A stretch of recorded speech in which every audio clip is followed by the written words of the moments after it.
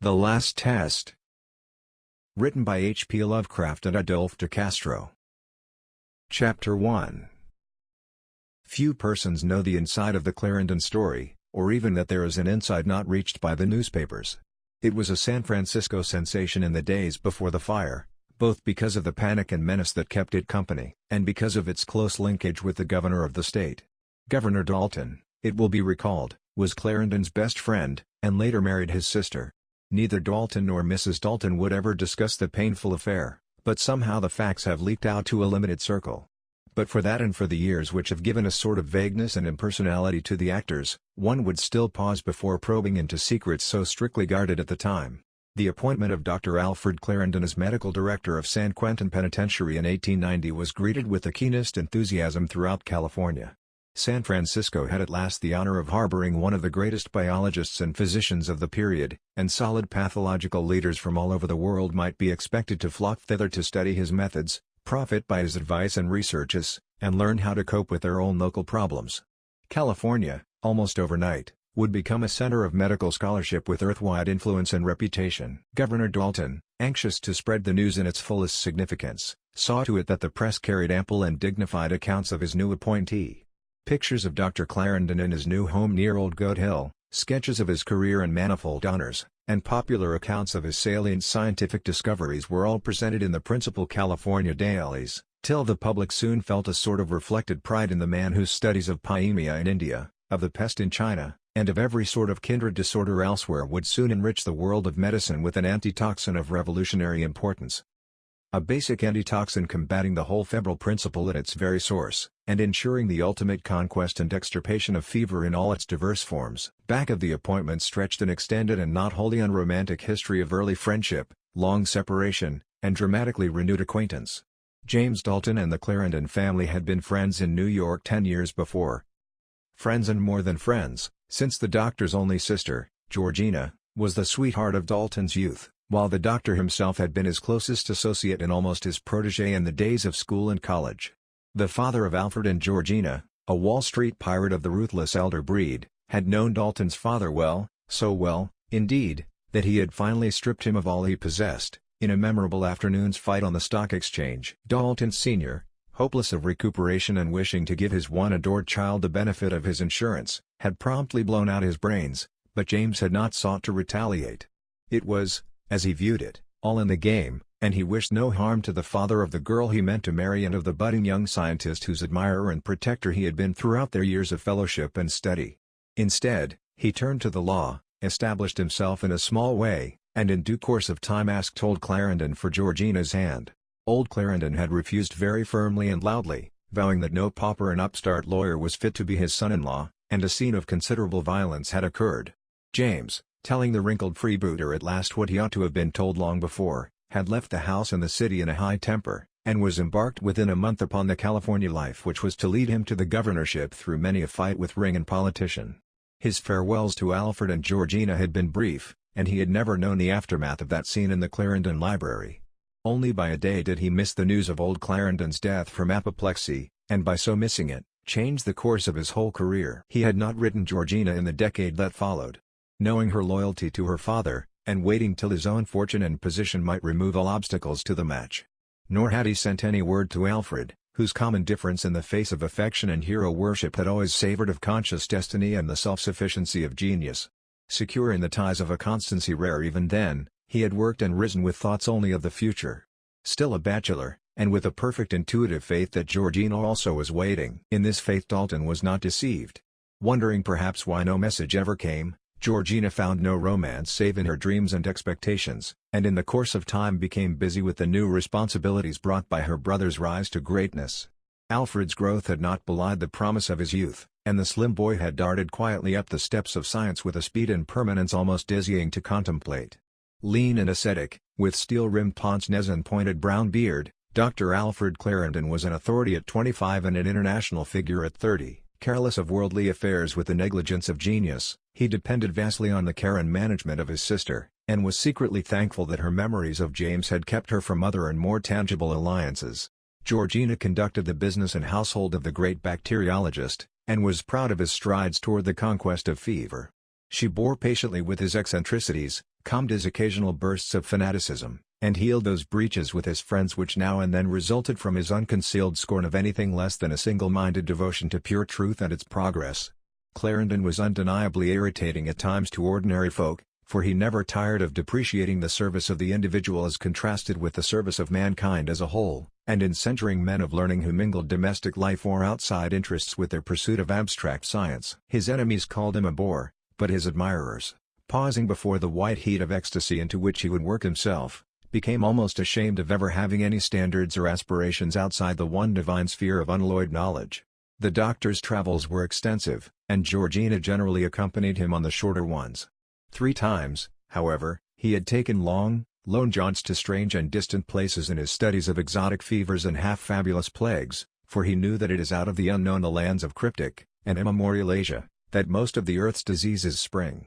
On each of these occasions, he had brought back curious mementos which added to the eccentricity of his home, not least among which was the needlessly large staff of Tibetan servants picked up somewhere in Yutzong during an epidemic of which the world never heard, but amidst which Clarendon had discovered and isolated the germ of black fever. These men, taller than most Tibetans and clearly belonging to a stock but little investigated in the outside world, were of a skeleton cleanness which made one wonder whether the doctor had sought to symbolize in them the anatomical models of his college years.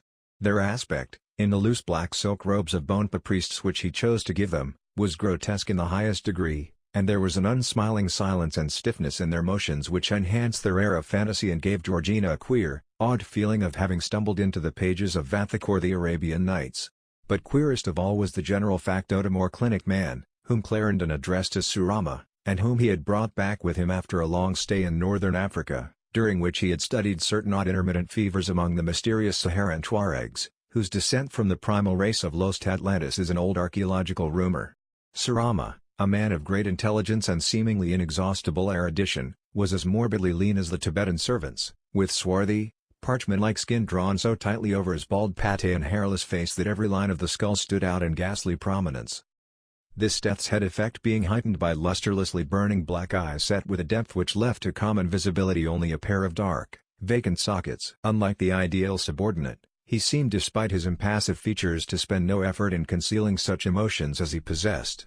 Instead, he carried about an insidious atmosphere of irony or amusement, accompanied at certain moments by a deep, guttural chuckle like that of a giant turtle which has just torn to pieces some furry animal and is ambling away toward the sea.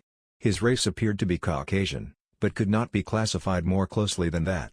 Some of Clarendon's friends thought he looked like a high-caste Hindu notwithstanding his accentless speech, while many agreed with Georgina, who disliked him when she gave her opinion that a pharaoh's mummy, if miraculously brought to life, would form a very apt twin for this sardonic skeleton. Dalton, absorbed in his uphill political battles and isolated from Eastern interests through the peculiar self-sufficiency of the Old West, had not followed the meteoric rise of his former comrade. Clarendon had actually heard nothing of one so far outside his chosen world of science as the governor.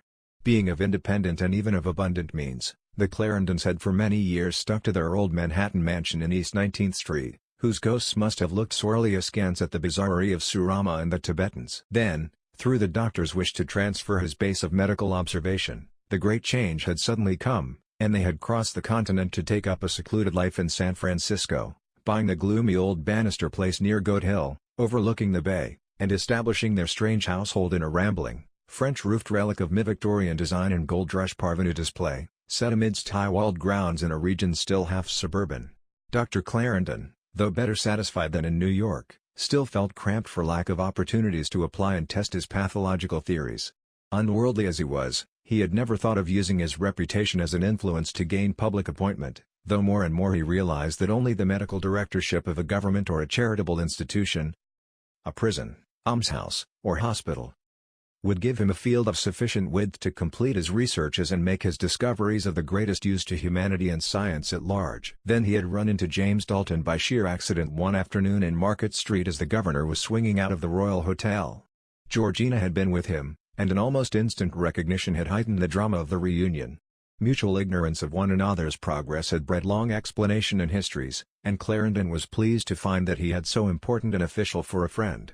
Dalton and Georgina, exchanging many a glance, felt more than a trace of their youthful tenderness, and a friendship was then and there revived which led to frequent calls, and a fuller and fuller exchange of confidences. James Dalton learned of his old protégé's need for political appointment, and sought, true to his protective role of school and college days, to devise some means of giving little Alf the needed position and scope. He had, it is true, wide appointive powers, but the legislature's constant attacks and encroachments forced him to exercise these with the utmost discretion. At length, however, scarcely 3 months after the sudden reunion, the foremost institutional medical office in the state fell vacant. Weighing all the elements with care, and conscious that his friend's achievements and reputation would justify the most substantial rewards, the governor felt at last able to act. Formalities were few, and on the 8th of November, 1890, Dr. Alfred Schuyler Clarendon became medical director of the California State Penitentiary at San Quentin. Chapter 2. In scarcely more than a month the hopes of Dr. Clarendon's admirers were amply fulfilled. Sweeping changes in methods brought to the prison's medical routine an efficiency never before dreamed of, and though the subordinates were naturally not without jealousy, they were obliged to admit the magical results of a really great man's superintendence. Then came a time where mere appreciation might well have grown to devout thankfulness at a providential conjunction of time, place, and man, for one morning Dr. Jones came to his new chief with a grave face to announce his discovery of a case which he could not but identify as that self-same black fever whose germ Clarendon had found and classified. Dr. Clarendon showed no surprise, but kept on at the writing before him. "I know," he said evenly. "I came across that case yesterday. I'm glad you recognized it. Put the man in a separate ward, though I don't believe this fever is contagious." Dr. Jones, with his own opinion of the malady's contagiousness, was glad of this deference to caution, and hastened to execute the order. Upon his return Clarendon rose to leave, declaring that he would himself take charge of the case alone. Disappointed in his wish to study the great man's methods and technique, the junior physician watched his chief stride away toward the lone ward where he had placed the patient, more critical of the new regime than at any time since admiration had displaced his first jealous pangs. Reaching the ward, Clarendon entered hastily, glancing at the bed and stepping back to see how far Dr. Jones's obvious curiosity might have led him. Then, finding the corridor still vacant, he shut the door and turned to examine the sufferer. The man was a convict of a peculiarly repulsive type, and seemed to be racked by the keenest throes of agony. His features were frightfully contracted, and his knees drawn sharply up in the mute desperation of the stricken. Clarendon studied him closely, raising his tightly shut eyelids, took his pulse and temperature, and finally dissolving a tablet in water, forced the solution between the sufferer's lips. Before long the height of the attack abated, as shown by the relaxing body and returning normality of expression, and the patient began to breathe more easily. Then, by a soft rubbing of the ears, the doctor caused the man to open his eyes. There was life in them, for they moved from side to side, though they lacked the fine fire which we are wont to deem the image of the soul. Clarendon smiled as he surveyed the peace his help had brought, feeling behind him the power of an all-capable science. He had long known of this case, and had snatched the victim from death with the work of a moment. Another hour and this man would have gone. Yet Jones had seen the symptoms for days before discovering them, and having discovered them, did not know what to do. Man's conquest of disease, however, cannot be perfect. Clarendon, assuring the dubious trusty nurses that the fever was not contagious, had had the patient bathed, sponged in alcohol, and put to bed, but was told the next morning that the case was lost. The man had died after midnight in the most intense agony, and with such cries and distortions of face that the nurses were driven almost to panic. The doctor took this news with his usual calm, whatever his scientific feelings may have been, and ordered the burial of the patient in quicklime. Then, with a philosophic shrug of the shoulders, he made the usual rounds of the penitentiary. 2 days later the prison was hit again. 3 men came down at once this time, and there was no concealing the fact that a black fever epidemic was underway. Clarendon, having adhered so firmly to his theory of non-contagiousness, suffered a distinct loss of prestige, and was handicapped by the refusal of the trusty nurses to attend the patients. Theirs was not the soul-free devotion of those who sacrifice themselves to science and humanity. They were convicts, serving only because of the privileges they could not otherwise buy, and when the price became too great they preferred to resign the privileges. But the doctor was still master of the situation. Consulting with the warden and sending urgent messages to his friend the governor, he saw to it that special rewards in cash and in reduced terms were offered to the convicts for the dangerous nursing service, and by this method succeeded in getting a very fair quota of volunteers. He was steeled for action now, and nothing could shake his poised determination. Additional cases brought only a curt nod, and he seemed a stranger to fatigue as he hastened from bedside to bedside all over the vast stone home of sadness and evil. More than 40 cases developed within another week, and nurses had to be brought from the city. Clarendon went home very seldom at this stage, often sleeping on a cot in the warden's quarters, and always giving himself up with typical abandon to the service of medicine and of mankind. Then came the first mutterings of that storm which was soon to convulse San Francisco. News will out, and the menace of black fever spread over the town like a fog from the bay. Reporters trained in the doctrine of sensation first used their imagination without restraint, and gloried when at last they were able to produce a case in the Mexican Quarter which a local physician, fonder perhaps of money than of truth or civic welfare, pronounced black fever. That was the last straw. Frantic at the thought of the crawling death so close upon them, the people of San Francisco went mad en masse, and embarked upon that historic exodus of which all the country was soon to hear over busy wires. Ferries and rowboats, excursion steamers and launches, railways and cable cars, bicycles and carriages, moving vans and work carts, all were pressed into instant and frenzied service. Sausalito and Tamalpais, as lying in the direction of San Quentin, shared in the flight, while housing space in Oakland, Berkeley, and Alameda rose to fabulous prices. Tent colonies sprang up, and improvised villages lined the crowded southward highways from Millbrae to San Jose. Many sought refuge with friends in Sacramento, while the fright-shaken residue forced by various causes to stay behind could do little more than maintain the basic necessities of a nearly dead city. Business, save for quack doctors with sure cures and preventives for use against the fever, fell rapidly to the vanishing point. At first the saloons offered medicated drinks, but soon found that the populace preferred to be duped by charlatans of more professional aspect. In strangely noiseless streets persons peered into one another's faces to glimpse possible plague symptoms, and shopkeepers began more and more to refuse admission to their clientele, each customer seeming to them a fresh fever menace. Legal and judicial machinery began to disintegrate as attorneys and county clerks succumbed one by one to the urge for flight. Even the doctors deserted in large numbers, many of them pleading the need of vacations among the mountains and the lakes in the northern part of the state.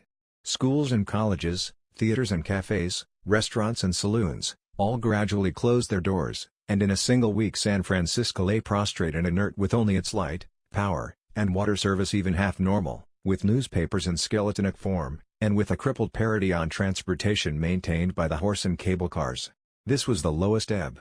It could not last long, for courage and observation are not altogether dead in mankind, and sooner or later the non-existence of any widespread black fever epidemic outside San Quentin became too obvious a fact to deny, notwithstanding several actual cases and the undeniable spread of typhoid in the unsanitary suburban tent colonies. The leaders and editors of the community conferred and took action, enlisting in their service the very reporters whose energies had done so much to bring on the trouble, but now turning their sensation-first avidity into more constructive channels. Editorials and fictitious interviews appeared, telling of Dr. Clarendon's complete control of the disease, and of the absolute impossibility of its diffusion beyond the prison walls. Reiteration and circulation slowly did their work, and gradually a slim backward trickle of urbanites swelled into a vigorous refluent stream. One of the first healthy symptoms was the start of a newspaper controversy of the approved acrimonious kind, attempting to fix blame for the panic wherever the various participants thought it belonged. The returning doctors, jealously strengthened by their timely vacations, began striking at Clarendon, assuring the public that they as well as he would keep the fever in leash, and censuring him for not doing even more to check its spread within San Quentin.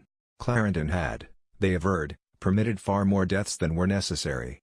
The veriest tyro in medicine knew how to check fever contagion, and if this renowned savant did not do it, it was clearly because he chose for scientific reasons to study the final effects of the disease, rather than to prescribe properly and save the victims. This policy, they insinuated, might be proper enough among convicted murderers in a penal institution, but it would not do in San Francisco, where life was still a precious and sacred thing. Thus they went on, and the papers were glad to publish all they wrote, since the sharpness of the campaign, in which Dr. Clarendon would doubtless join, would help to obliterate confusion and restore confidence among the people. But Clarendon did not reply. He only smiled, while his singular clinic man Surama indulged in many a deep, testudinous chuckle. He was at home more nowadays, so that reporters began besieging the gate of the great wall the doctor had built around his house, instead of pestering the warden's office at San Quentin. Results, though, were equally meager, for Surama formed an impassable barrier between the doctor and the outer world. Even after the reporters had got into the grounds, The newspapermen getting access to the front hall had glimpses of Clarendon's singular entourage and made the best they could in a write-up of Surama and the queer skeletonic Tibetans. Exaggeration, of course, occurred in every fresh article, and the net effect of the publicity was distinctly adverse to the great physician. Most persons hate the unusual, and hundreds who could have excused heartlessness or incompetence stood ready to condemn the grotesque taste manifested in the chuckling attendant and the 8 black-robed Orientals. Early in January an especially persistent young man from the Observer climbed the moated 8-foot brick wall in the rear of the Clarendon grounds and began a survey of the varied outdoor appearances which trees concealed from the front walk. With quick, alert brain he took in everything.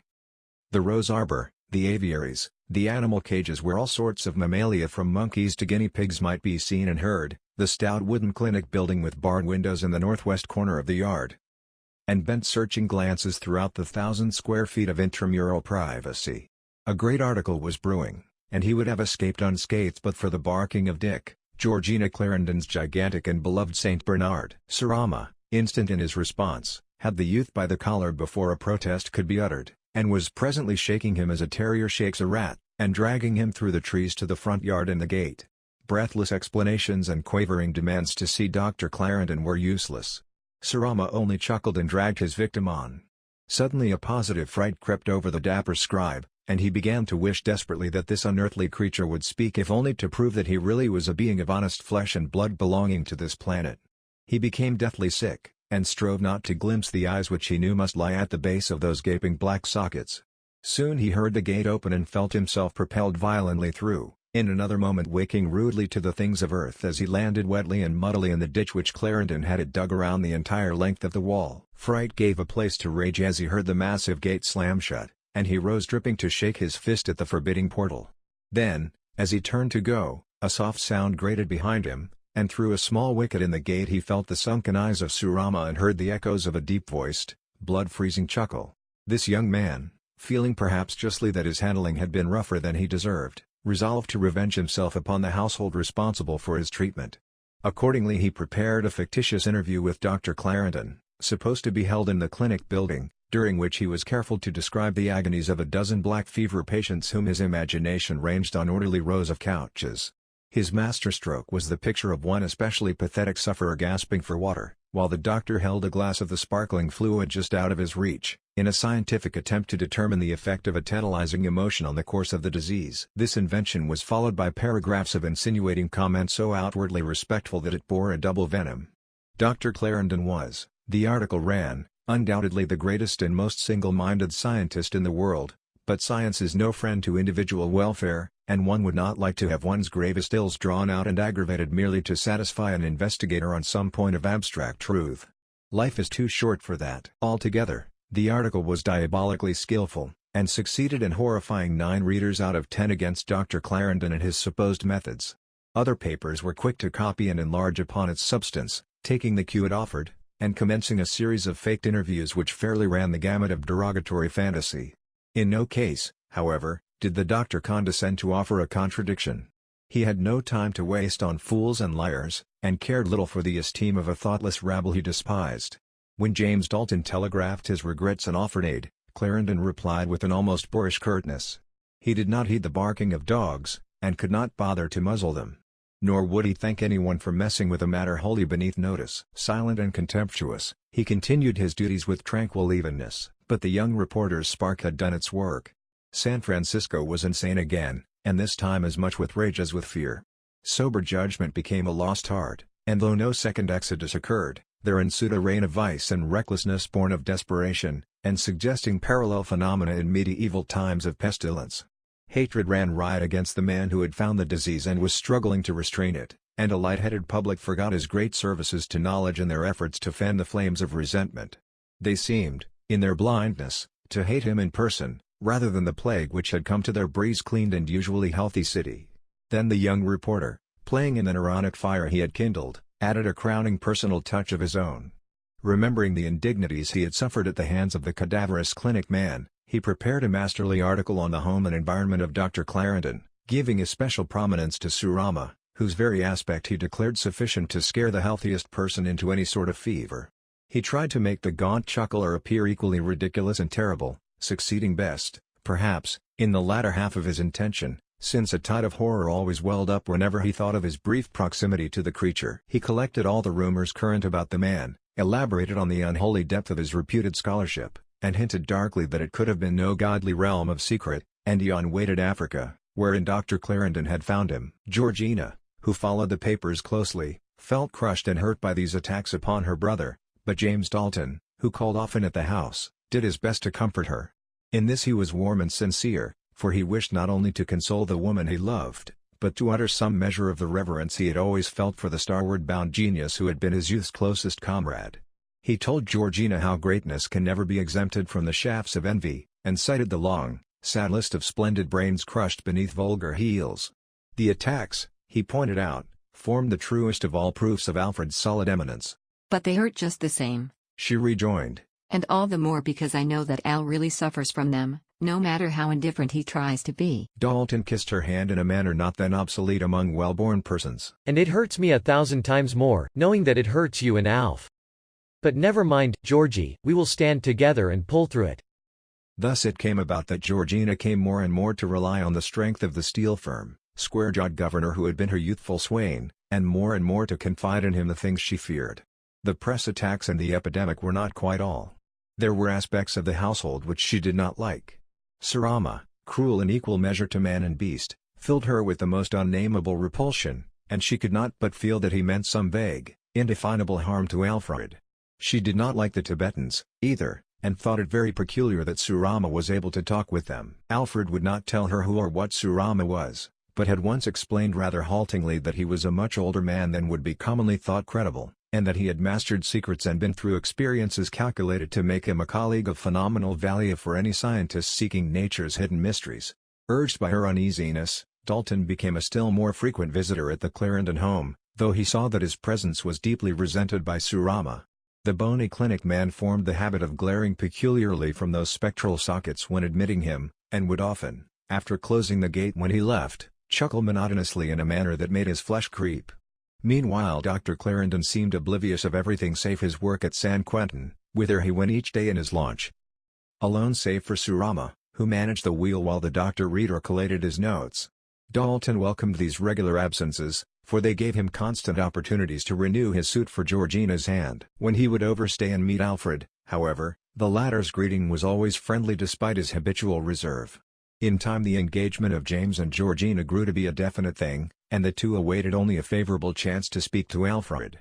The governor, whole-souled in everything and firm in his protective loyalty, spared no pains in spreading propaganda on his old friend's behalf. Press and officialdom both felt his influence, and he even succeeded in interesting scientists in the East, many of whom came to California to study the plague and investigate the anti-fever bacillus which Clarendon was so rapidly isolating and perfecting.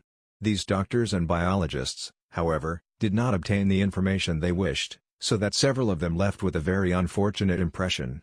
Not a few prepared articles hostile to Clarendon, accusing him of an unscientific and fame-seeking attitude, and intimating that he concealed his methods through a highly unprofessional desire for ultimate personal profit.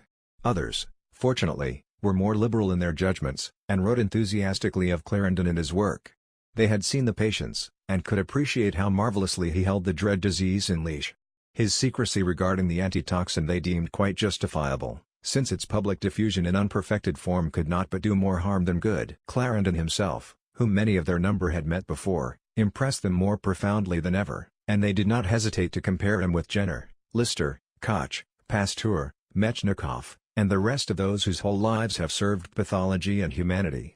Dalton was careful to save for Alfred all the magazines that spoke well of him, bringing them in person as an excuse to see Georgina. They did not, however, produce much effect save a contemptuous smile, and Clarendon would generally throw them to Surama, whose deep, disturbing chuckle upon reading formed a close parallel to the doctor's own ironic amusement. One Monday evening early in February Dalton called with the definite intention of asking Clarendon for his sister's hand.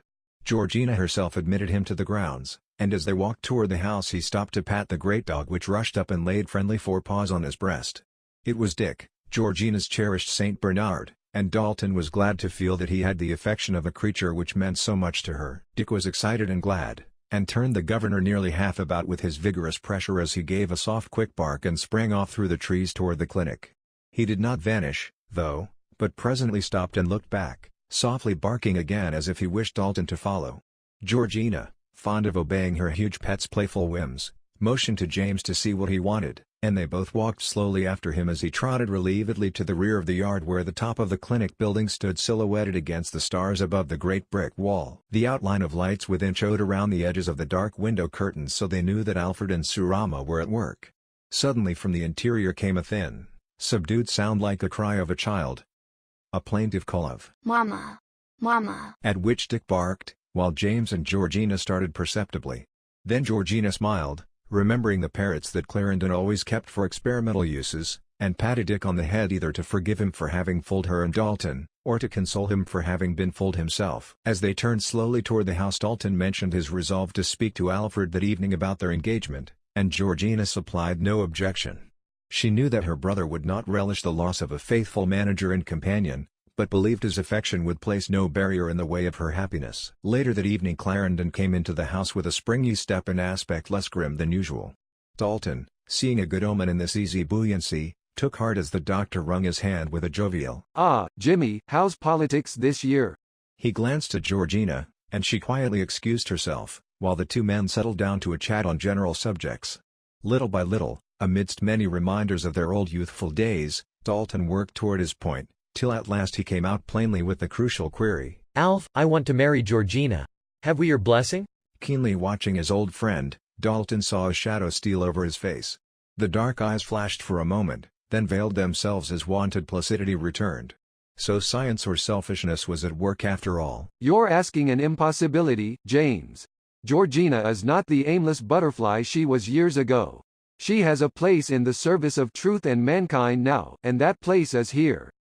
She has decided to devote her life to my work, to the household that makes my work possible, and there's no room for desertion or personal caprice." Dalton waited to see if he had finished. The same old fanaticism. Humanity versus the individual.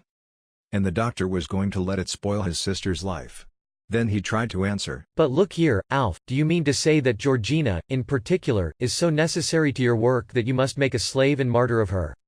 Use your sense of proportion, man. If it were a question of Surama or somebody in the utter thick of your experiments it might be different, but after all, Georgina is only a housekeeper to you in the last analysis. She has promised to be my wife and says that she loves me. Have you the right to cut her off from the life that belongs to her? Have you the right?" "That'll do, James." Clarendon's face was set and white. "Whether or not I have the right to govern my own family is no business of an outsider." "Outsider? You can say that to a man who—" Dalton almost choked as the steely voice of the doctor interrupted him again. "An outsider to my family, and from now on an outsider to my home. Dalton, your presumption goes just a little too far. Good evening, Governor." And Clarendon strode from the room without extending his hand. Dalton hesitated for a moment, almost at a loss what to do, when presently Georgina entered.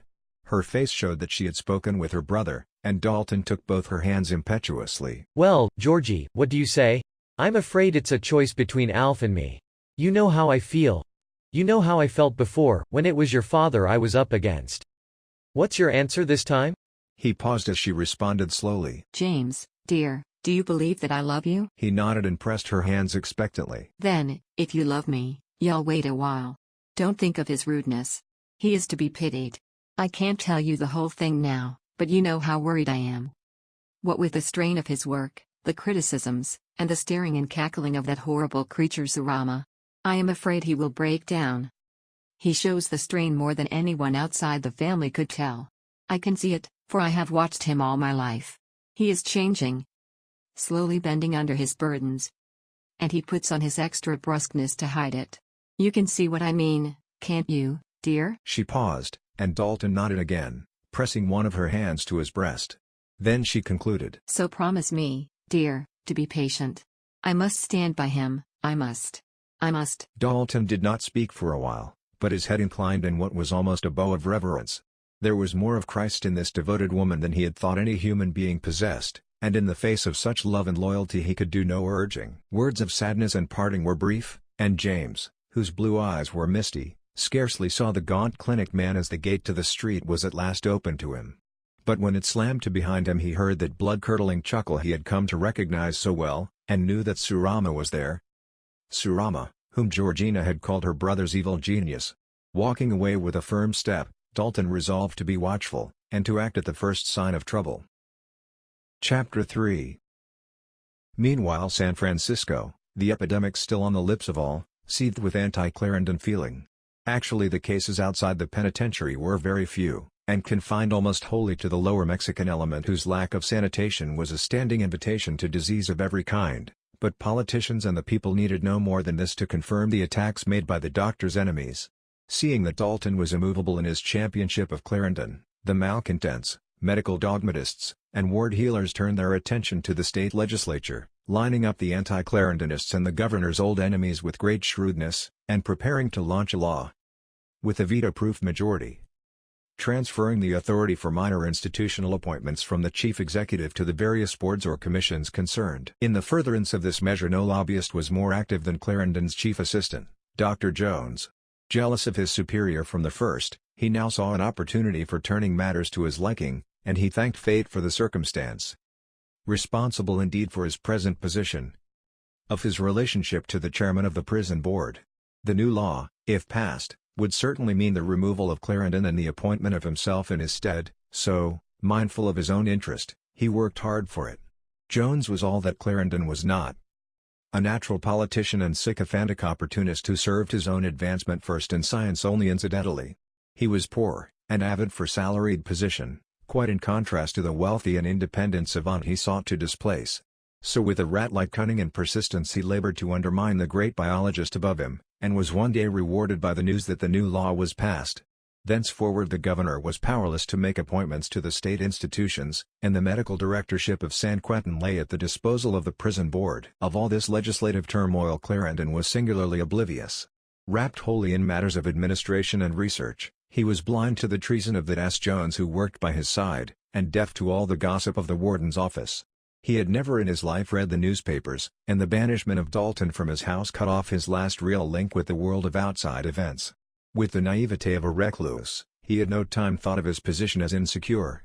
In view of Dalton's loyalty, and of his forgiveness of even the greatest wrongs, as shown in his dealings with the elder Clarendon who had crushed his father to death on the stock exchange, the possibility of a gubernatorial dismissal was, of course, out of the question. Nor could the doctor's political ignorance envisage a sudden shift of power which might place the matter of retention or dismissal in very different hands. Thereupon he merely smiled with satisfaction when Dalton left for Sacramento, convinced that his place in San Quentin and his sister's place in his household were alike secure from disturbance. He was accustomed to having what he wanted, and fancied his luck was still holding out. The first week in March, a day or so after the enactment of the new law, the chairman of the prison board called at San Quentin. Clarendon was out, but Dr. Jones was glad to show the august visitor his own uncle, incidentally.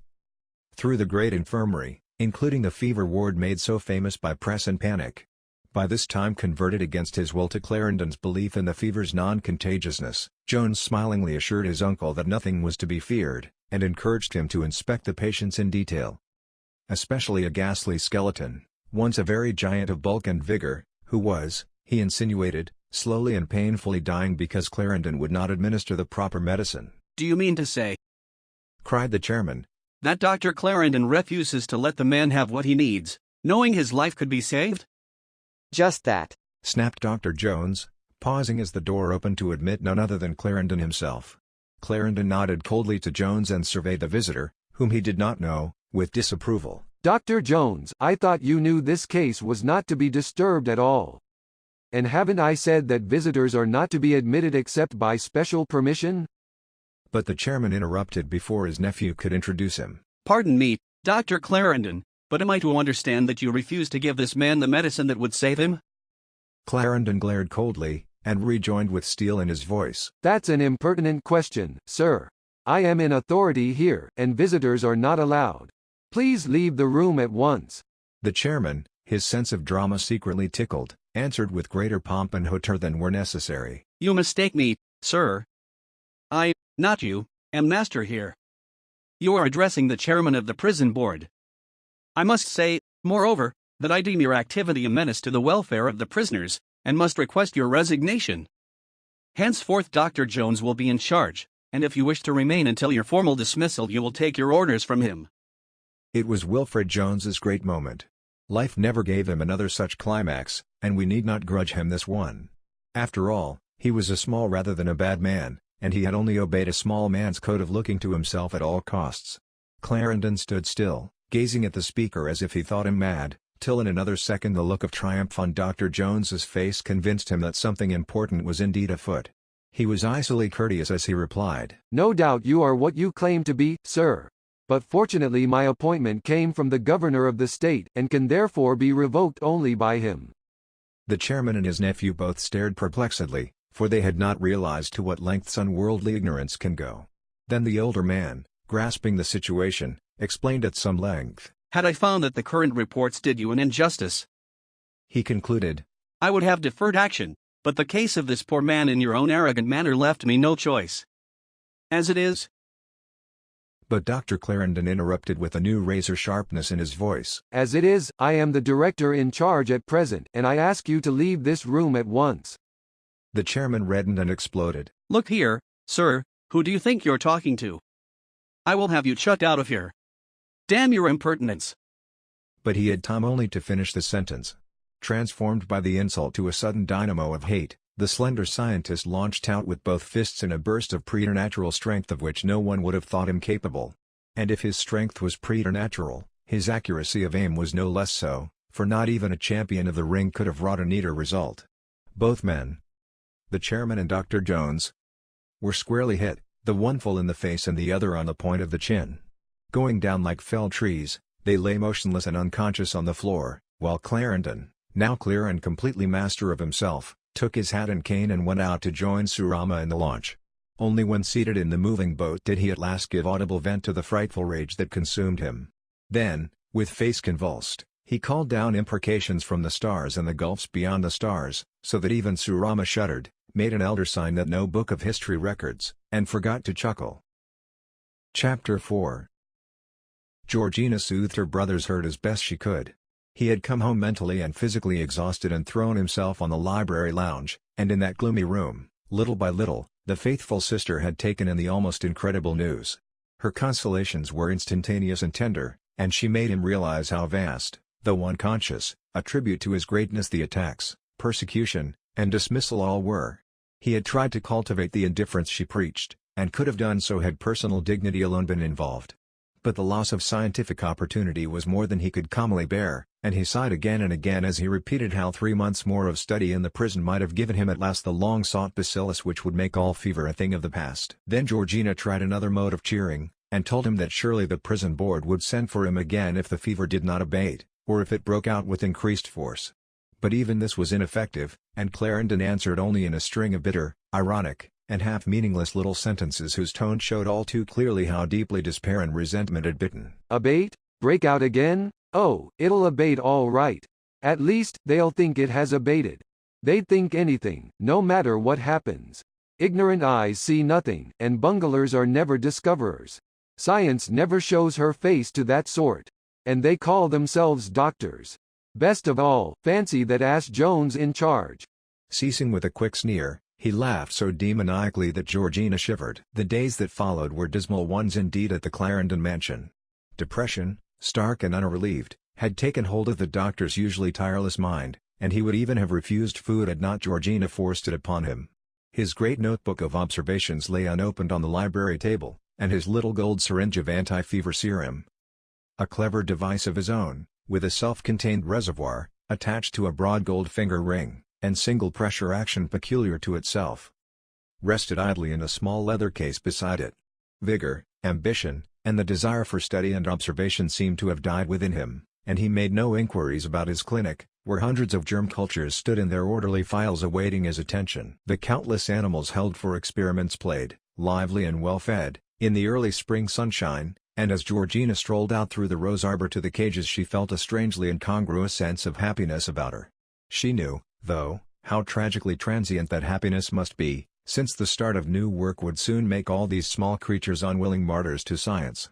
Knowing this, she glimpsed a sort of compensating element in her brother's inaction, and encouraged him to keep on in a rest he needed so badly.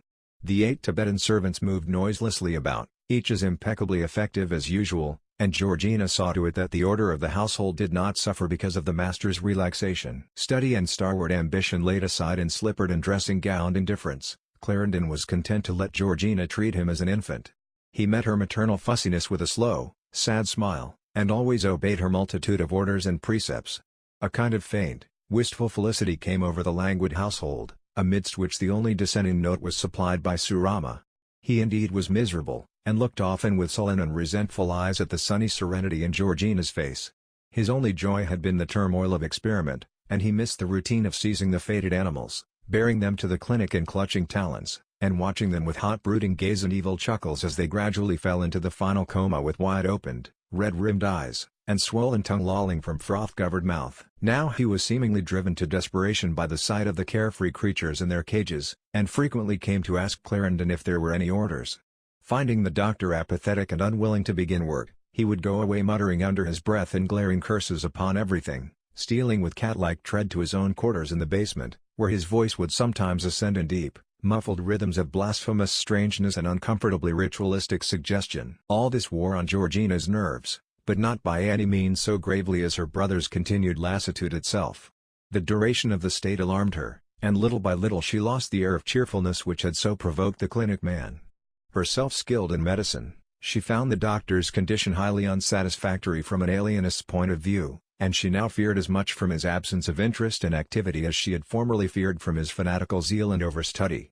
Was lingering melancholy about to turn the once brilliant man of intellect into an innocuous imbecile? Then, toward the end of May, came the sudden change. Georgina always recalled the smallest details connected with it, details as trivial as the box delivered to Surama the day before, postmarked Algiers, and emitting a most unpleasant odor, and the sharp, sudden thunderstorm, rare in the extreme for California, which sprang up that night as Surama chanted his rituals behind his locked basement door in a droning chest voice louder and more intense than usual. It was a sunny day, and she had been in the garden gathering flowers for the dining room. Re-entering the house, she glimpsed her brother in the library, fully dressed and seated at the table, alternately consulting the notes in his thick observation book, and making fresh entries with brisk assured strokes of the pen. He was alert and vital, and there was a satisfying resilience about his movements as he now and then turned a page, or reached for a book from the rear of the great table. Delighted and relieved, Georgina hastened to deposit her flowers in the dining room and return, but when she reached the library again she found that her brother was gone. She knew, of course, that he must be in the clinic at work, and rejoiced to think that his old mind and purpose had snapped back into place. Realizing it would be of no use to delay the luncheon for him, she ate alone and set aside a bite to be kept warm in case of his return at an odd moment. But he did not come. He was making up for lost time, and was still in the great stout planked clinic when she went for a stroll through the rose arbor. As she walked among the fragrant blossoms she saw Surama fetching animals for the test. She wished she could notice him less, for he always made her shudder, but her very dread had sharpened her eyes and ears where he was concerned. He always went hatless around the yard, and the total hairlessness of his head enhanced his skeleton-like aspect horribly. Now she heard a faint chuckle as he took a small monkey from its cage against the wall and carried it to the clinic, his long, bony fingers pressing so cruelly into its furry sides that it cried out in frightened anguish. The sight sickened her, and brought her walk to an end. Her inmost soul rebelled at the ascendancy this creature had gained over her brother, and she reflected bitterly that the two had almost changed places as master and servant. Night came without Clarendon's return to the house, and Georgina concluded that he was absorbed in one of his very longest sessions, which meant total disregard of time. She hated to retire without a talk with him about his sudden recovery, but finally, feeling it would be futile to wait up, she wrote a cheerful note and propped it before his chair on the library table, then started resolutely for bed. She was not quite asleep when she heard the outer door open and shut. So it had not been an all-night session after all. Determined to see that her brother had a meal before retiring, she rose, slipped on a robe, and descended to the library, halting only when she heard voices from behind the half-opened door. Clarendon and Surama were talking, and she waited till the clinic man might go. Surama, however, showed no inclination to depart, and indeed, the whole heated tenor of the discourse seemed to bespeak absorption and promise length. Georgina, though she had not meant to listen, could not help catching a phrase now and then, and presently became aware of a sinister undercurrent which frightened her very much without being wholly clear to her. Her brother's voice, nervous, incisive, held her notice with disquieting persistence. But anyway, he was saying, We haven't enough animals for another day, and you know how hard it is to get a decent supply at short notice. It seems silly to waste so much effort on comparative trash when human specimens could be had with just a little extra care." Georgina sickened at the possible implication, and caught at the hall rack to steady herself. Surama was replying in that deep, hollow tone which seemed to echo with the evil of 1,000 ages and 1,000 planets. "Steady, steady. What a child you are with your haste and impatience. You crowd things so. When you've lived as I have, so that a whole life will seem only an hour, you won't be so fretful about a day or week or month. You work too fast. You've plenty of specimens in the cages for a full week if you'll only go at a sensible rate. You might even begin on the older material if you'd be sure not to overdo it." "Never mind my haste." The reply was snapped out sharply. "I have my own methods. I don't want to use our material if I can help it, for I prefer them as they are. And you'd better be careful of them anyway. You know the knives those sly dogs carry." Surama's deep chuckle came. "Don't worry about that. The brutes eat, don't they? Well, I can get you one any time you need it. But go slow. With the boy gone, there are only 8, and now that you've lost San Quentin it'll be hard to get new ones by the wholesale. I'd advise you to start in on Tsimpo. He's the least used to you as he is, and—" But that was all Georgina heard. Transfixed by a hideous dread from the thoughts this talk excited, she nearly sank to the floor where she stood, and was scarcely able to drag herself up the stairs and into her room. What was the evil monster Surama planning? Into what was he guiding her brother? What monstrous circumstances lay behind these cryptic sentences? 1,000 phantoms of darkness and menace danced before her eyes, and she flung herself upon the bed without hope of sleep. One thought above the rest stood out with fiendish prominence, and she almost screamed aloud as it beat itself into her brain with renewed force. Then nature, kinder than she expected, intervened at last.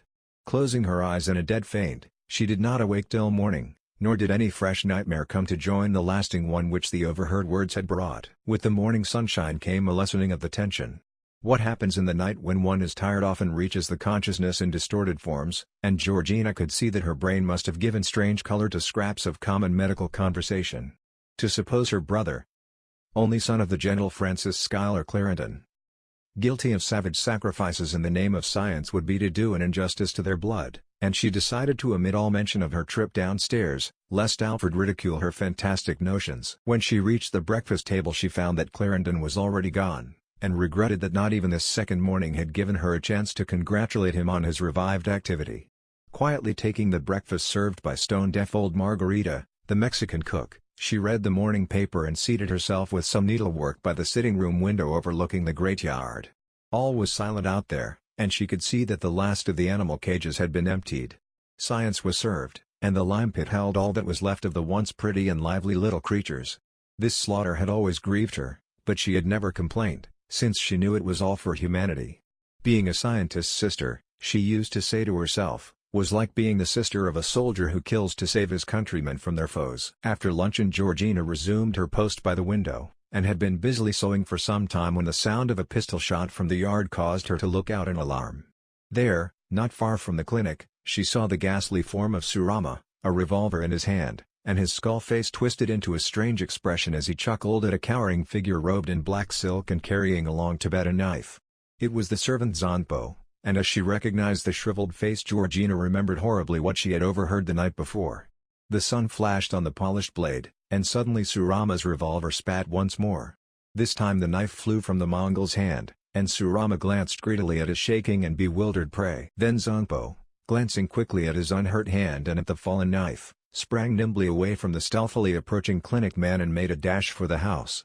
Surama, however, was too swift for him, and caught him in a single leap, seizing his shoulder and almost crushing him. For a moment the Tibetan tried to struggle, but Surama lifted him like an animal by the scruff of the neck and bore him off toward the clinic. Georgina heard him chuckling and taunting the man in his own tongue, and saw the yellow face of the victim twist and quiver with fright. Suddenly realizing against her own will what was taking place, a great horror mastered her and she fainted for the second time within 24 hours. When consciousness returned, the golden light of late afternoon was flooding the room. Georgina, picking up her fallen work basket and scattered materials, was lost in a daze of doubt, but finally felt convinced that the scene which had overcome her must have been all too tragically real. Her worst fears, then, were horrible truths. What to do about it, nothing in her experience could tell her, and she was vaguely thankful that her brother did not appear. She must talk to him, but not now. She could not talk to anybody now. And, thinking shudderingly of the monstrous happening behind those barred clinic windows, she crept into bed for a long night of anguished sleeplessness. Rising haggardly on the following day, Georgina saw the doctor for the first time since his recovery.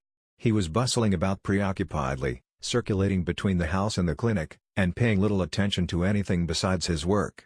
There was no chance for the dreaded interview, and Clarendon did not even notice his sister's worn-out aspect and hesitant manner. In the evening she heard him in the library, talking to himself in a fashion most unusual for him, and she felt that he was under a great strain which might culminate in the return of his apathy. Entering the room, she tried to calm him without referring to any trying subject, and forced a steadying cup of bouillon upon him. Finally she asked gently what was distressing him, and waited anxiously for his reply, hoping to hear that Surama's treatment of the poor Tibetan had horrified and outraged him. There was a note of fretfulness in his voice as he responded. "What's distressing me? Good God, Georgina, what is not? Look at the cages and see if you have to ask again. Cleaned out. Milked dry. Not a cursed specimen left, and a line of the most important bacterial cultures incubating in their tubes without a chance to do an ounce of good. Day's work wasted. Whole program set back. It's enough to drive a man mad. How shall I ever get anywhere if I can't scrape up some decent subjects?" Georgina stroked his forehead. I think you ought to rest a while, Al dear. He moved away. Rest. That's good. That's damn good. What else have I been doing but resting and vegetating and staring blankly into space for the last 50 or 100 or 1,000 years? Just as I manage to shake off the clouds, I have to run short of material. And then I'm told to lapse back again into drooling stupefaction. God. And all the while some sneaking thief is probably working with my data and getting ready to come out ahead of me with the credit for my own work. I will lose by a neck. Some fool with the proper specimens will get the prize, when 1 week more with even half-adequate facilities would see me through with flying colors.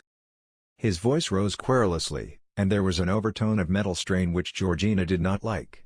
She answered softly, yet not so softly as to hint at the soothing of a psychopathic case. But you're killing yourself with this worry and tension, and if you're dead, how can you do your work? He gave a smile that was almost a sneer. I guess a week or a month. All the time I need. Wouldn't quite finish me, and it doesn't much matter what becomes of me or any other individual in the end. Science is what must be served. Science, the austere cause of human knowledge. I'm like the monkeys and birds and guinea pigs I use. Just a cog in the machine, to be used to the advantage of the whole. They had to be killed. I may have to be killed. What of it? Is not the cause we serve worth that and more? Georgina sighed. For a moment she wondered whether, after all, this ceaseless round of slaughter really was worthwhile. But are you absolutely sure your discovery will be enough of a boon to humanity to warrant these sacrifices? Clarendon's eyes flashed dangerously. Humanity. What the deuce is humanity? Science. Dolts. Just individuals over and over again. Humanity is made for preachers to whom it means the blindly credulous. Humanity is made for the predatory rich to whom it speaks in terms of dollars and cents. Humanity is made for the politician to whom it signifies collective power to be used to his advantage. What is humanity? Nothing. Thank God that crude illusion doesn't last. What a grown man worships is truth, knowledge, science, light, the rending of the veil and the pushing back of the shadow. Knowledge, the juggernaut. There is death in our own ritual. We must kill, dissect, destroy, and all for the sake of discovery, the worship of the ineffable light. The goddess science demands it. We test a doubtful poison by killing. How else? No thought for self. Just knowledge. The effect must be known. His voice trailed off in a kind of temporary exhaustion, and Georgina shuddered slightly. But this is horrible, Al. You shouldn't think of it that way. Clarendon cackled sardonically, in a manner which stirred odd and repugnant associations in his sister's mind. Horrible? You think what I say is horrible? You ought to hear Surama. I tell you, things were known to the priests of Atlantis that would have you drop dead of fright if you heard a hint of them. Knowledge was knowledge 100,000 years ago, when our especial forebears were shambling about Asia as speechless semi-apes. They know something of it in the Hagar region. There are rumors in the farther uplands of Tibet. And once I heard an old man in China calling on Yog Sothoth. He turned pale, and made a curious sign in the air with his extended forefinger.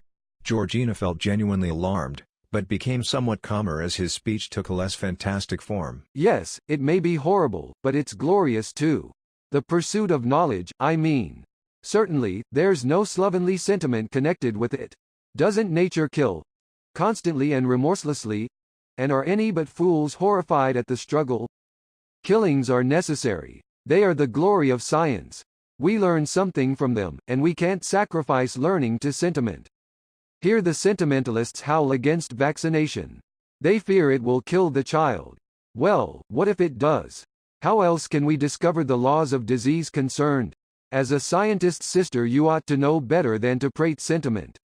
You ought to help my work instead of hindering it. But, Al, Protested Georgina. I don't have the slightest intention of hindering your work. Have I not always tried to help as much as I could? I am ignorant, I suppose, and can't help very actively, but at least I am proud of you.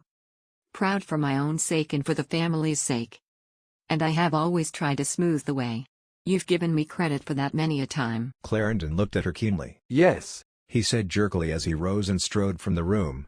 You're right. You've always tried to help as best you knew. You may yet have a chance to help still more. Georgina, seeing him disappear through the front door, followed him into the yard. Some distance away a lantern was shining through the trees, and as they approached it they saw Surama bending over a large object stretched on the ground. Clarendon, advancing, gave a short grunt, but when Georgina saw what it was she rushed up with a shriek. It was Dick, the great Saint Bernard, and he was lying still with reddened eyes and protruding tongue. He is sick, Al. She cried. Do something for him, quick. The doctor looked at Surama, who had uttered something in a tongue unknown to Georgina. Take him to the clinic, he ordered. I'm afraid Dick's caught the fever.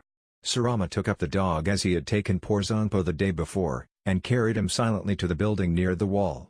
He did not chuckle this time, but glanced at Clarendon with what appeared to be real anxiety.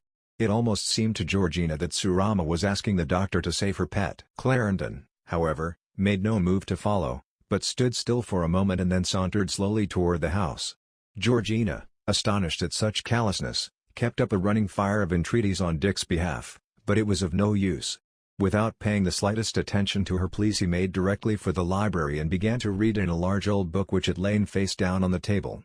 She put her hand on his shoulder as he sat there, but he did not speak or turn his head. He only kept on reading, and Georgina, glancing curiously over his shoulder, wondered in what strange alphabet this brass-bound tome was written. In the cavernous parlor across the hall, sitting alone in the dark a quarter of an hour later, Georgina came to her decision. Something was gravely wrong. Just what, and to what extent, she scarcely dared formulate to herself. And it was time that she called in some stronger force to help her. Of course it must be James. He was powerful and capable, and his sympathy and affection would show him the right thing to do. He had known Al always, and would understand. It was by this time rather late, but Georgina had resolved on action. Across the hall the light still shone from the library, and she looked wistfully at the doorway as she quietly donned a hat and left the house. Outside the gloomy mansion and forbidding grounds, it was only a short walk to Jackson Street, where by good luck she found a carriage to take her to the Western Union Telegraph office. There she carefully wrote out a message to James Dalton in Sacramento, asking him to come at once to San Francisco on a matter of the greatest importance to them all. Chapter 5. Dalton was frankly perplexed by Georgina's sudden message. He had had no word from the Clarendons since that stormy February evening when Alfred had declared him an outsider to his home, and he in turn had studiously refrained from communicating, even when he had longed to express sympathy after the doctor's summary ousting from office. He had fought hard to frustrate the politicians and keep the appointive power, and was bitterly sorry to watch the unseating of a man who, despite recent estrangements, still represented to him the ultimate ideal of scientific competence. Now, with this clearly frightened summons before him, he could not imagine what had happened. He knew, though, that Georgina was not one to lose her head or send forth a needless alarm, hence he wasted no time, but took the overland which left Sacramento within the hour, going at once to his club and sending word to Georgina by a messenger that he was in town and wholly at her service. Meanwhile things had been quiescent at the Clarendon home, notwithstanding the doctor's continued taciturnity and his absolute refusal to report on the dog's condition. Shadows of evil seemed omnipresent and thickening, but for the moment there was a lull. Georgina was relieved to get Dalton's message and learn that he was close at hand, and sent back word that she would call him when necessity arose. Amidst all the gathering tension some faint compensating element seemed manifest, and Georgina finally decided that it was the absence of the lean Tibetans, whose stealthy, sinuous ways and disturbing exotic aspect had always annoyed her. They had vanished all at once, and old Margarita, the sole visible servant left in the house, told her they were helping their master and Surama at the clinic. The following morning, the 28th of May, long to be remembered, was dark and lowering, and Georgina felt the precarious calm wearing thin. She did not see her brother at all, but knew he was in the clinic hard at work at something despite the lack of specimens he had bewailed. She wondered how poor Zangpo was getting along, and whether he had really been subjected to any serious inoculation, but it must be confessed that she wondered more about Dick. She longed to know whether Surama had done anything for the faithful dog amidst his master's oddly callous indifference. Surama's apparent solicitude on the night of Dick's seizure had impressed her greatly, giving her perhaps the kindliest feeling she had ever had for the detested clinic man. Now, as the day advanced, she found herself thinking more and more of Dick, till at last her harassed nerves, finding in this one detail a sort of symbolic summation of the whole horror that lay upon the household, could stand the suspense no longer. Up to the time she had always respected Alfred's imperious wish that he be never approached or disturbed at the clinic, but as this fateful afternoon advanced, her resolution to break through the barrier grew stronger and stronger. Finally she set out with determined face, crossing the yard and entering the unlocked vestibule of the forbidden structure with the fixed intention of discovering how the dog was, or of knowing the reason for her brother's secrecy. The inner door, as usual, was locked, and behind it she heard voices and heated conversation. When her knocking brought no response she rattled the knob as loudly as possible, but still the voices argued on unheeding. They belonged, of course, to Surama and her brother, and as she stood there trying to attract attention she could not help catch something of their drift. Fate had made her for the second time an eavesdropper, and once more the matter she overheard seemed likely to tax her mental poise and nervous endurance to their ultimate bounds. Alfred and Surama were plainly quarreling with increasing violence, and the purport of their speech was enough to arouse the wildest fears and confirm the gravest apprehensions. Georgina shivered as her brother's voice mounted shrilly to dangerous heights of fanatical tension. "You, damn you! You're a fine one to talk defeat and moderation to me. Who started all this, anyway? Did I have any idea of your cursed devil gods and elder world? Did I ever in my life think of your damned spaces beyond the stars and your crawling chaos Nyarlathotep? I was a normal scientific man, confound you, till I was fool enough to drag you out of the vaults with your devilish Atlantean secrets. You egged me on, and now you want to cut me off. You loaf around doing nothing and telling me to go slow when you might just as well as not be going out and getting material. You know damn well that I don't know how to go about such things, whereas you must have been an old hand at it before the earth was made. It's like you damned walking corpse, to start something you want or can't finish." Surama's evil chuckle came. You're insane, Clarendon. That's the only reason I let you rave on when I could send you to hell in 3 minutes. Enough is enough, and you've certainly had enough material for any novice at your stage. You've had all I'm going to get you, anyhow. You're only a maniac on the subject now.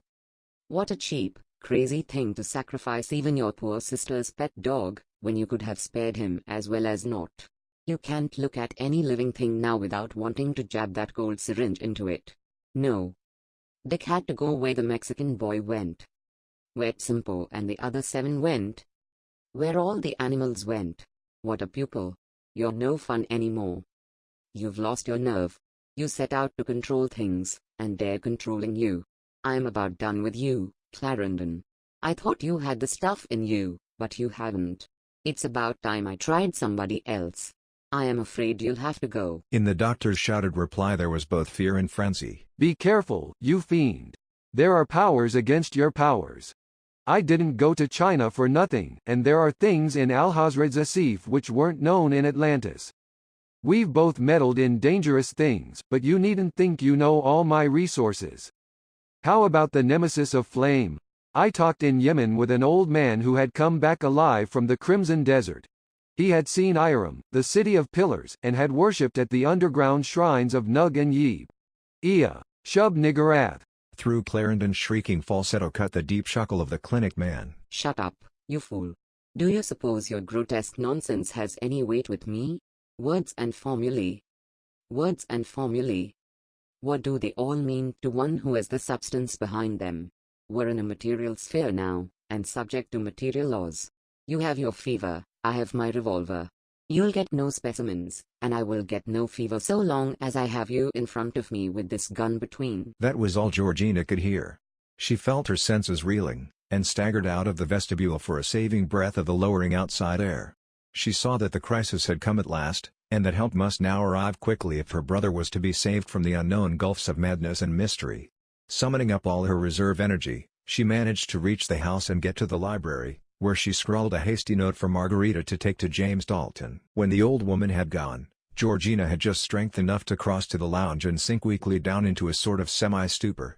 There she lay for what seemed like years, conscious only of the fantastic creeping up of the twilight from the lower corners of the great, dismal room, and plagued by 1,000 shadowy shapes of terror which filed with phantasmal, half-limbed pageantry through her tortured and stifled brain.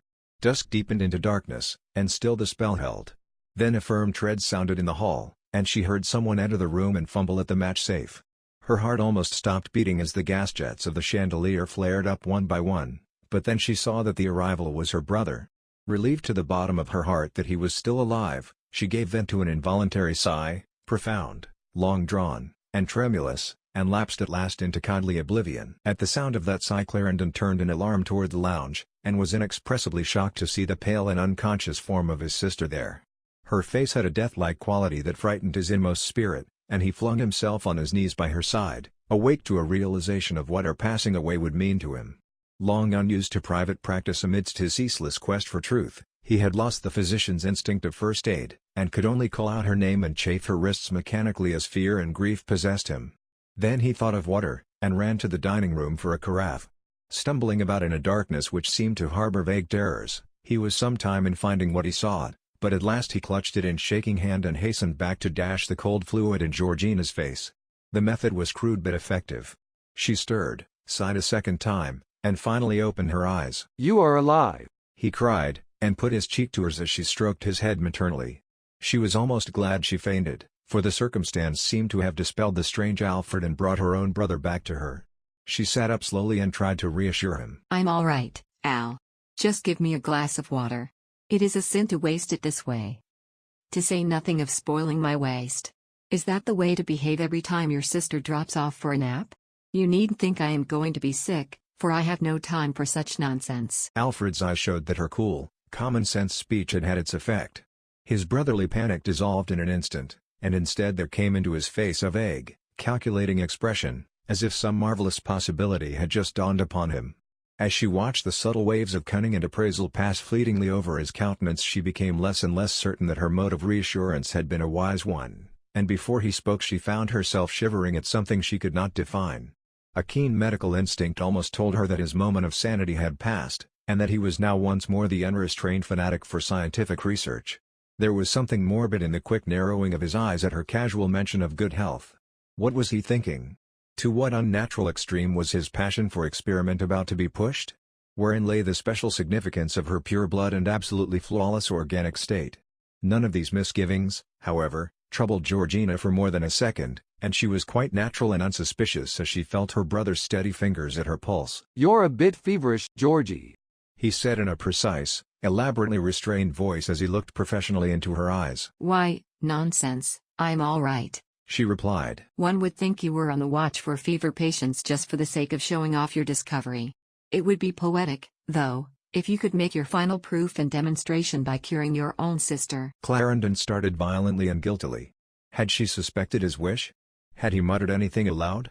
He looked at her closely, and saw that she had no inkling of the truth. She smiled up sweetly into his face and patted his hand as he stood by the side of the lounge. Then he took a small oblong leather case from his vest pocket, and taking out a little gold syringe, he began fingering it thoughtfully, pushing the piston speculatively in and out of the empty cylinder. "I wonder," he began with suave sententiousness, Whether you would really be willing to help science in something like that way, if the need arose. Whether you would have the devotion to offer yourself to the cause of medicine as a sort of Jephthah's daughter if you knew it meant the absolute perfection and completion of my work? Georgina, catching the odd and unmistakable glitter in her brother's eyes, knew at last that her worst fears were true. There was nothing to do now but keep him quiet at all hazards and to pray that Margarita had found James Dalton at his club. You look tired, Al dear, she said gently. Why not take a little morphia and get some of the sleep you need so badly? He replied with a kind of crafty deliberation. Yes, you're right. I'm worn out, and so are you. Each of us needs a good sleep. Morphine is just the thing. Wait till I go and fill the syringe and we'll both take a proper dose. Still fingering the empty syringe, he walked softly out of the room. Georgina looked about her with the aimlessness of desperation, ears alert for any sign of possible help. She thought she heard Margarita again in the basement kitchen, and rose to ring the bell, in an effort to learn of the fate of her message. The old servant answered her summons at once, and declared she had given the message at the club hours ago. Governor Dalton had been out, but the clerk had promised to deliver the note at the very moment of his arrival. Margarita waddled below stairs again, but still Clarendon did not reappear. What was he doing? What was he planning? She had heard the outer door slam, so knew he must be at the clinic. Had he forgotten his original intention with the vacillating mind of madness? The suspense grew almost unbearable, and Georgina had to keep her teeth clenched tightly to avoid screaming. It was the gate bell, which rang simultaneously in house and clinic, that broke the tension at last. She heard the cat-like tread of Surama on the walk as he left the clinic to answer it, and then, with an almost hysterical sigh of relief, she caught the firm, familiar accents of Dalton in conversation with the sinister attendant. Rising, she almost tottered to meet him as he loomed up in the library doorway, and for a moment no word was spoken while he kissed her hand in his courtly, old-school fashion. Then Georgina burst forth into a torrent of hurried explanation, telling all that had happened, all she had glimpsed and overheard, and all she feared and suspected. Dalton listened gravely and comprehendingly, his first bewilderment gradually giving place to astonishment, sympathy, and resolution. The message, held by a careless clerk, had been slightly delayed, and had found him appropriately enough in the midst of a warm lounging-room discussion about Clarendon. A fellow member, Dr. McNeil, had brought in a medical journal with an article well calculated to disturb the devoted scientist, and Dalton had just asked to keep the paper for future reference when the message was handed him at last. Abandoning his half-formed plan to take Dr. McNeil into his confidence regarding Alfred, he called at once for his hat and stick, and lost not a moment in getting a cab for the Clarendon home. Surama, he thought, appeared alarmed at recognizing him, though he had chuckled as usual when striding off again toward the clinic. Dalton always recalled Surama's stride and chuckle on this ominous night, for he was never to see the unearthly creature again. As the chuckler entered the clinic vestibule his deep, guttural gurgles seemed to blend with some low mutterings of thunder which troubled the far horizon. When Dalton had heard all Georgina had to say, and learned that Alfred was expected back at any moment with an hypodermic dose of morphine, he decided he had better talk with the doctor alone. Advising Georgina to retire to her room and await developments, he walked about the gloomy library, scanning the shelves and listening for Clarendon's nervous footstep on the clinic path outside. The vast room's corners were dismal despite the chandelier, and the closer Dalton looked at his friend's choice of books the less he liked them. It was not the balanced collection of a normal physician, biologist, or man of general culture. There were too many volumes on doubtful borderland themes, dark speculations and forbidden rituals of the Middle Ages, and strange exotic mysteries in alien alphabets both known and unknown. The great notebook of observations on the table was unwholesome, too. The handwriting had an erotic cast, and the spirit of the entries was far from reassuring. Long passages were inscribed in crabbed Greek characters, and as Dalton marshaled his linguistic memory for their translation he gave a sudden start, and wished his college struggles with Xenophon and Homer had been more conscientious. There was something wrong? Something hideously wrong. Here, and the governor sank limply into the chair by the table as he pored more and more closely over the doctor's barbarous Greek. Then a sound came, startlingly near, and he jumped nervously at a hand laid sharply on his shoulder. What, may I ask, is the cause of this intrusion? You might have stated your business to Surama. Clarendon was standing icily by the chair, the little gold syringe in one hand. He seemed very calm and rational, and Dalton fancied for a moment that Georgina must have exaggerated his condition. How, too, could a rusty scholar be absolutely sure about these Greek entries? The governor decided to be very cautious in his interview, and thanked the lucky chance which had placed a specious pretext in his coat pocket. He was very cool and assured as he rose to reply. I didn't think you'd care to have things dragged before a subordinate, but I thought you ought to see this article at once. He drew forth the magazine given him by Dr. McNeil and handed it to Clarendon. On page 542. You see the heading, Black Fever Conquered by New Serum. It's by Dr. Miller of Philadelphia.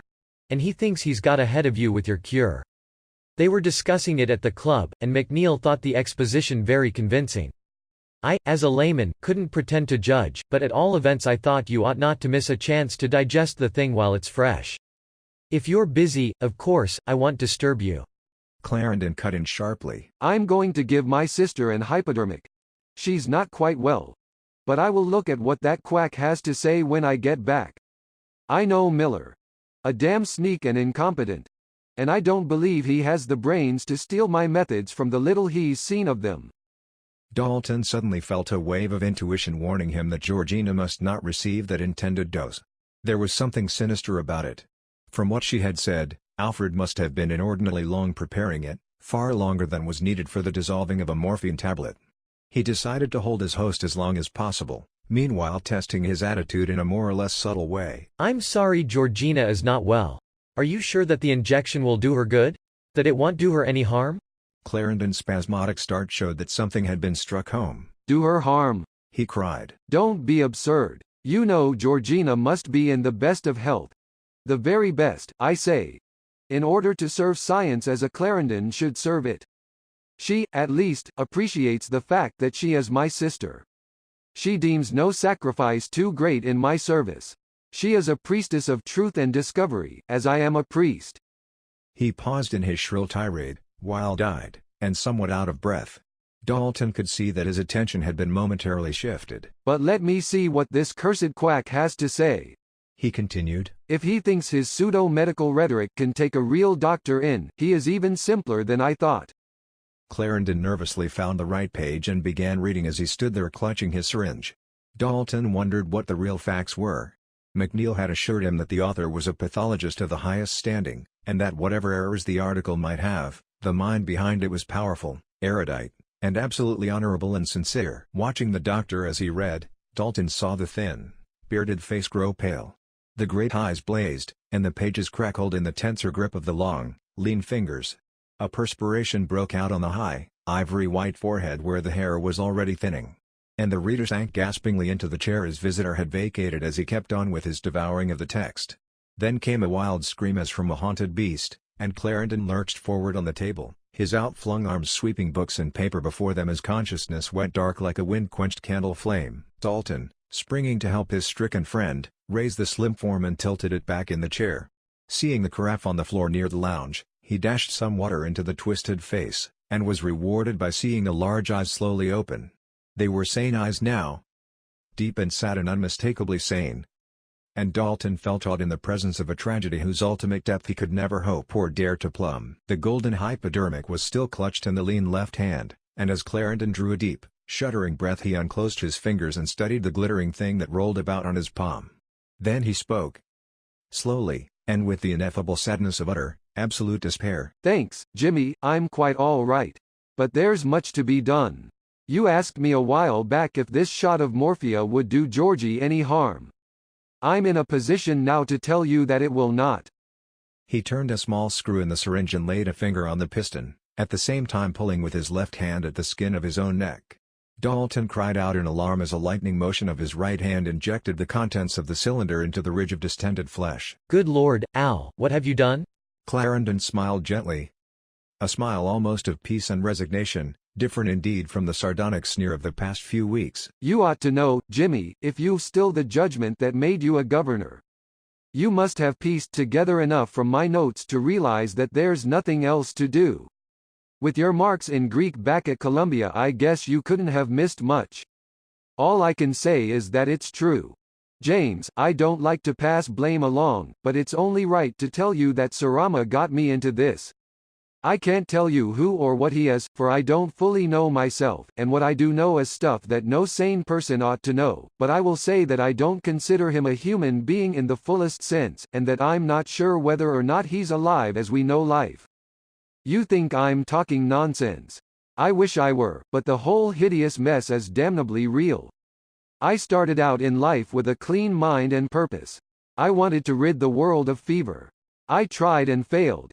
And I wish to God I had been honest enough to say that I had failed. Don't let my old talk of science deceive you, James. I found no antitoxin and was never even half on the track of one. Don't look so shaken up, old fellow. A veteran politician fighter like you must have seen plenty of unmaskings before. I tell you, I never had even the start of a fever cure. But my studies had taken me into some queer places, and it was just my damned luck to listen to the stories of some still queerer people. James, if you ever wish any man well, tell him to keep clear of the ancient, hidden places of the earth. Old backwaters are dangerous. Things are handed down there that don't do healthy people any good. I talked too much with old priests and mystics, and got to hoping I might achieve things in dark ways that I couldn't achieve in lawful ways. I shan't tell you just what I mean, for if I did I would be as bad as the old priests that were the ruin of me. All I need say is that after what I have learned I shudder at the thought of the world and what it's been through. The world is cursed old, James, and there have been whole chapters lived and closed before the dawn of our organic life and the geologic eras connected with it. It's an awful thought. Whole forgotten cycles of evolution with beings and races and wisdom and diseases. All lived through and gone before the first amoeba ever stirred in the tropic seas geology tells us about. I said gone, but I didn't quite mean that. It would have been better that way, but it wasn't quite so. In places traditions have kept on, I can't tell you how, and certain archaic life forms have managed to struggle thinly down the eons in hidden spots. There were cults, you know. Bands of evil priests in lands now buried under the sea. Atlantis was the hotbed. That was a terrible place.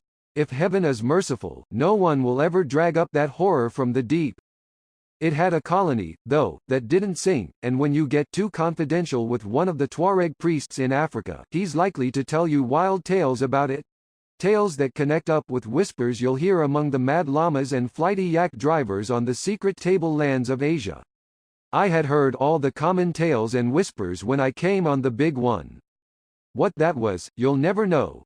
But it pertained to somebody or something that had come down from a blasphemously long time ago, and could be made to live again, or seem alive again, through certain processes that weren't very clear to the man who told me. Now, James, in spite of my confession about the fever, you know I'm not bad as a doctor. I plugged hard at medicine, and soaked up about as much as the next man. Maybe a little more, because down there in the Hogger country I did something no priest had ever been able to do. They led me blindfolded to a place that had been sealed up for generations. And I came back with Sarama. Easy, James. I know what you want to say. How does he know all he knows? Why does he speak English? Or any other language, for that matter, without an accent? Why did he come away with me? And all that. I can't tell you altogether, but I can say that he takes in ideas and images and impressions with something besides his brain and senses. He had a use for me and my science. He told me things, and opened up vistas.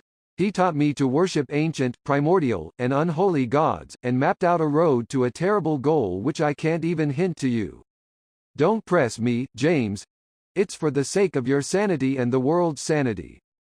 The creature is beyond all bounds. He's in league with the stars and all the forces of nature. Don't think I'm still crazy, James. I swear to you I'm not. I've had too many glimpses to doubt. He gave me new pleasures that were forms of his Paleogean worship, and the greatest of those was the black fever. God, James, haven't you seen through the business by this time? Do you still believe the black fever came out of Tibet, and that I learned about it there? Use your brains, man. Look at Miller's article here. He's found a basic antitoxin that will end all fever within half a century, when other men learn how to modify it for the different forms. He's cut the ground of my youth from under me. Done what I would have given my life to do. Taken the wind out of all the honest sails I ever flung to the breeze of science. Do you wonder his article gave me a turn? Do you wonder it shocks me out of my madness back to the old dreams of my youth? Too late. Too late. but not too late to save others. I guess I'm rambling a bit now, old man. You know.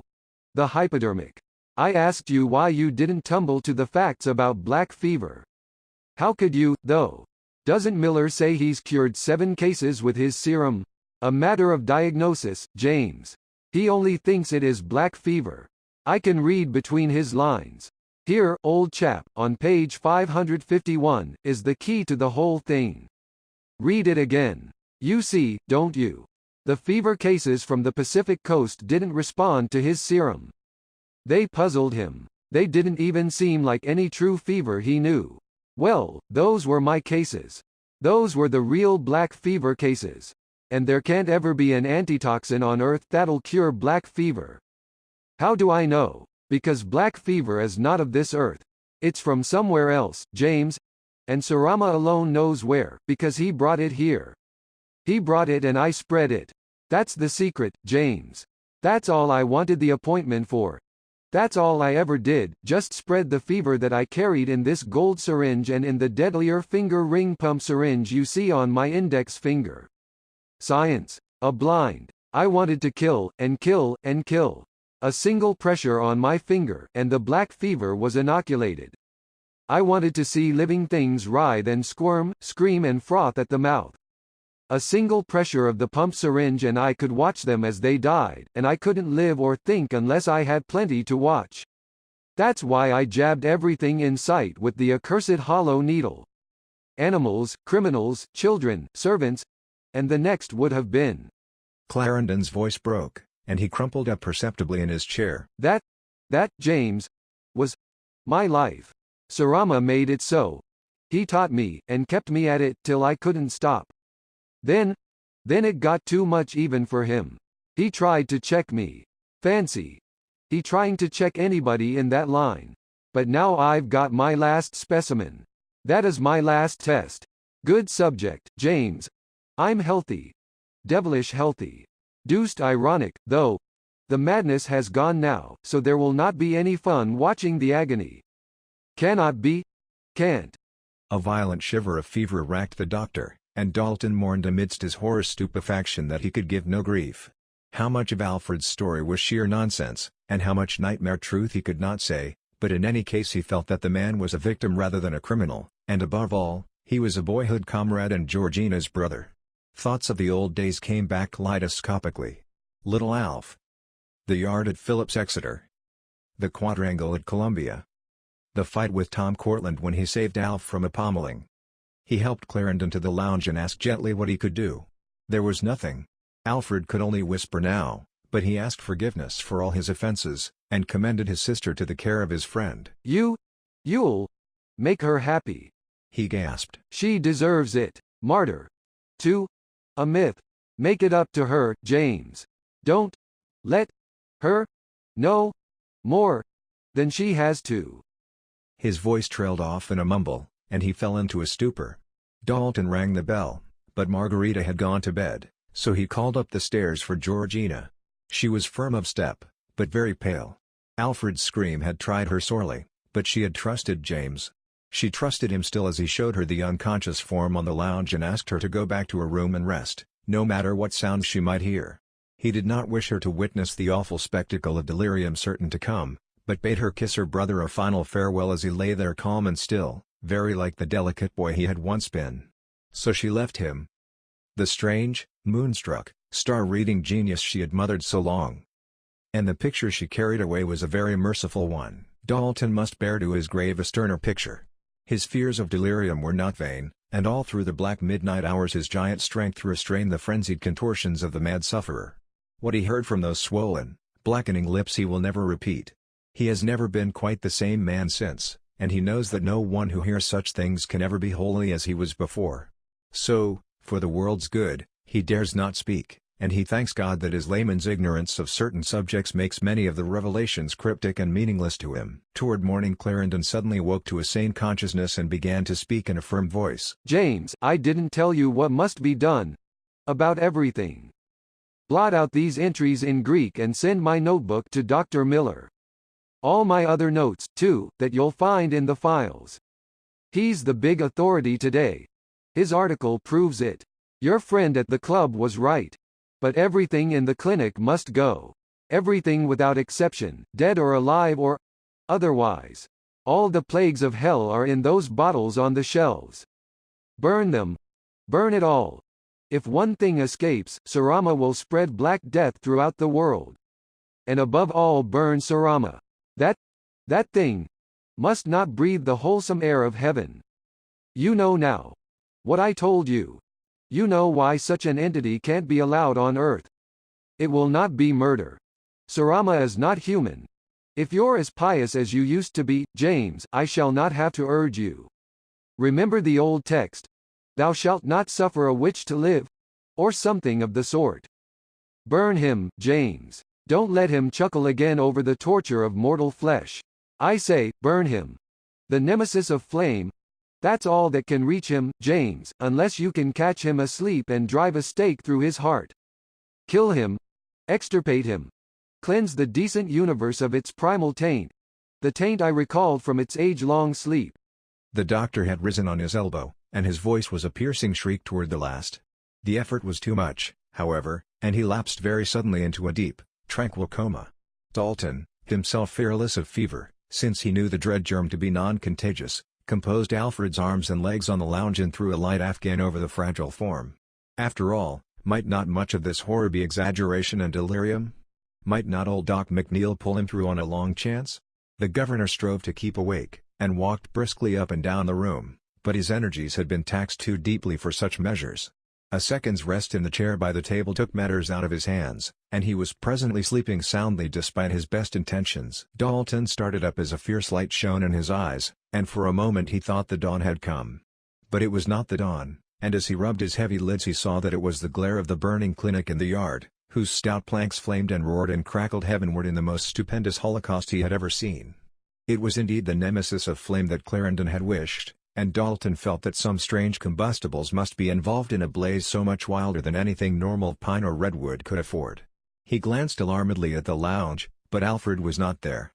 Starting up, he went to call Georgina, but met her in the hall, roused as he was by the mountain of living fire. The clinic's burning down, she cried. How is Al now? He's disappeared. Disappeared while I dropped asleep, replied Dalton, reaching out a steadying arm to the form which faintness had begun to sway. Gently leading her upstairs toward her room, he promised to search at once for Alfred, but Georgina slowly shook her head as the flames from outside cast a weird glow through the window on the landing. He must be dead, James. He could never live, sane and knowing what he did. I heard him quarreling with Sarama, and know that awful things were going on. He is my brother, but it is best as it is. Her voice had sunk to a whisper. Suddenly through the open window came the sound of a deep, hideous chuckle, and the flames of the burning clinic took fresh contours till they half resembled some nameless, cyclopean creatures of nightmare. James and Georgina paused hesitant, and peered out breathlessly through the landing window. Then from the sky came a thunderous peal, as a forked bolt of lightning shot down with terrible directness into the very midst of the blazing ruin. The deep chuckle ceased, and in its place came a frantic, ululent yelp as of 1,000 ghouls and werewolves in torment. It died away with long, reverberant echoes, and slowly the flames resumed their normal shape. The watchers did not move, but waited till the pillar of fire had shrunk to a smoldering glow. They were glad of the half-rusticity which had kept the firemen from trooping out, and of the wall that excluded the curious. What had happened was not for vulgar eyes. It involved too much of the universe's inner secrets for that. In the pale dawn, James spoke softly to Georgina, who could do no more than put her head on his breast and sob. Sweetheart, I think he has atoned. He must have set the fire, you know, while I was asleep. He told me it ought to be burned. The clinic, and everything in it, Sarama, too. It was the only way to save the world from the unknown horrors he had loosed upon it. He knew, and he did what was best. He was a great man, Georgie. Let's never forget that. We must always be proud of him, for he started out to help mankind, and was titanic even in his sins. I will tell you more sometime. What he did, be it good or evil, was what no man ever did before. He was the first and last to break through certain veils, and even Apollonius of Tyana takes second place beside him. But we must not talk about that. We must remember him only as the little Alf we knew, as the boy who wanted to master medicine and conquer fever. In the afternoon the leisurely firemen overhauled the ruins and found 2 skeletons with bits of blackened flesh adhering. Only 2, thanks to the undisturbed lime pits. One was of a man, the other is still a subject of debate among the biologists of the coast. It was not exactly an ape's or a saurian's skeleton, but it had disturbing suggestions of lines of evolution of which paleontology has revealed no trace. The charred skull, oddly enough, was very human, and reminded people of Surama, but the rest of the bones were beyond conjecture. Only well-cut clothing could have made such a body look like a man, but the human bones were Clarendon's. No one disputed this, and the world at large still mourns the untimely death of the greatest doctor of his age, the bacteriologist whose universal fever serum would have far eclipsed Dr. Miller's kindred antitoxin had he lived to bring it to perfection. Much of Miller's late success, indeed, is credited to the notes bequeathed him by the hapless victim of the flames. Of the old rivalry and hatred almost none survived, and even Dr. Wilfred Jones has been known to boast of his association with the vanished leader. James Dalton and his wife Georgina have always preserved a reticence which modesty and family grief might well account for. They published certain notes as a tribute to the great man's memory, but have never confirmed or contradicted either the popular estimate or the rare hints of marvels that a very few keen thinkers have been known to whisper. It was very subtly and slowly that the facts filtered out. Dalton probably gave Dr. McNeill an inkling of the truth, and that good soul had not many secrets from his son. The Daltons have led, on the whole, a very happy life, for their cloud of terror lies far in the background, and a strong mutual love has kept the world fresh for them. But there are things which disturb them oddly. Little things, of which one would scarcely ever think of complaining. They cannot bear persons who are lean or deep-voiced beyond certain limits, and Georgina turns pale at the sound of any guttural chuckling. Senator Dalton has a mixed horror of occultism, travel, hypodermics, and strange alphabets which most find hard to unify, and there are still those who blame him for the vast proportion of the doctor's library that he destroyed with such painstaking completeness. McNeill, though, seemed to realize. He was a simple man, and he said a prayer as the last of Alfred Clarendon's strange books crumbled to ashes. Nor would anyone who had peered understandingly within those books wish a word of that prayer unsaid.